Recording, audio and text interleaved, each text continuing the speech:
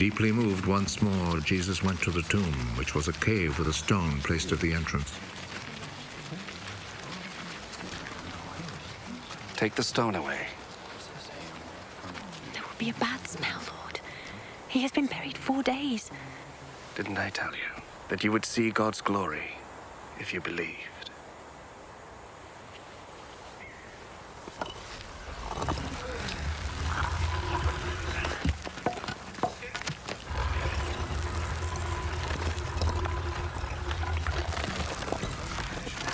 They took the stone away.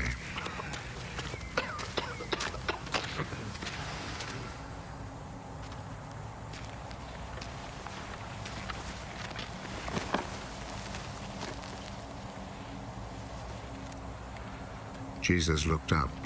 I thank you, Father, that you listen to me. I know that you always listen to me. But I say this for the sake of the people here, so that they will believe that you sent me.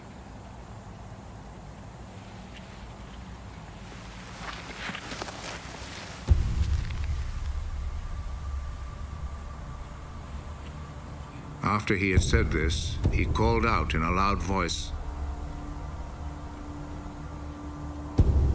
Lazarus! Come out!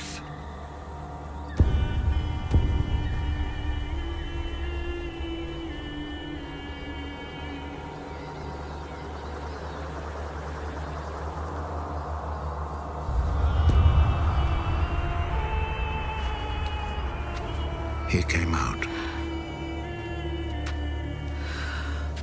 His hands and feet wrapped in grave clothes,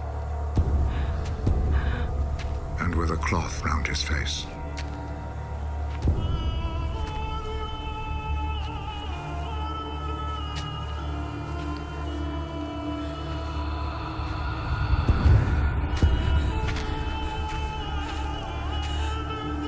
Untie him and let him go. Many of the people who had come to visit Mary saw what Jesus did, and they believed in him. But some of them returned to the Pharisees and told them what Jesus had done. So the Pharisees and the chief priests met with the council and said, "What shall we do?" Look at all the miracles this man is performing. If we let him go on in this way, everyone will believe in him. And the Roman authorities will take action and destroy our temple and our nation.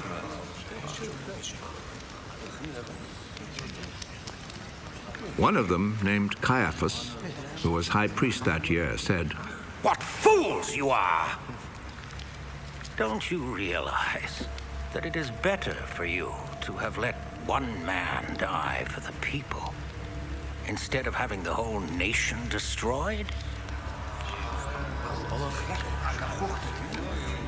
Actually, he did not say this of his own accord. Rather, as he was high priest that year, he was prophesying that Jesus was going to die for the Jewish people, and not only for them, but also to bring together into one body all the scattered people of God.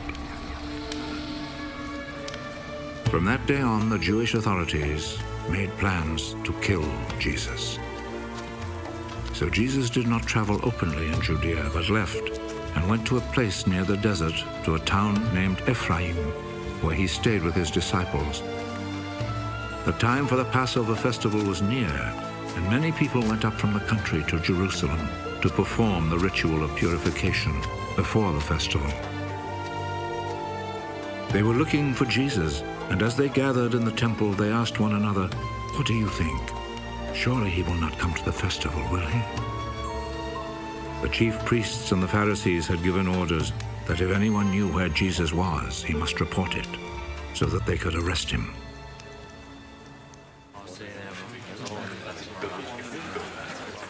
Six days before the Passover, Jesus went to Bethany, the home of Lazarus, the man he had raised from death.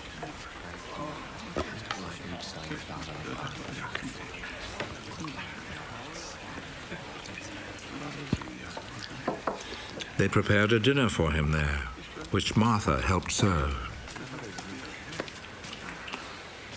Lazarus was one of those who were sitting at the table with Jesus.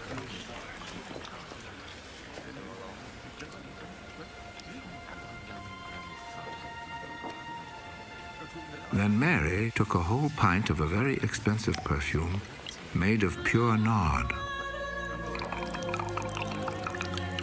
poured it on Jesus' feet, and wiped them with her hair. The sweet smell of the perfume filled the whole house. One of Jesus' disciples, Judas Iscariot, the one who was going to betray him, said, "Why wasn't this perfume sold for 300 silver coins? And the money given to the poor." He said this not because he cared about the poor, but because he was a thief. He carried the money bag and would help himself from it. Leave her alone. Let her keep what she has for the day of my burial.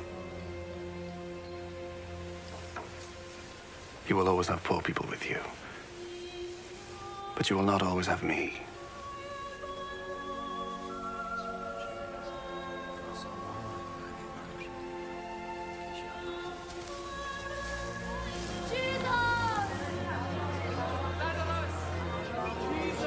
A large number of people heard that Jesus was in Bethany, so they went there, not only because of Jesus, but also to see Lazarus, whom Jesus had raised from death.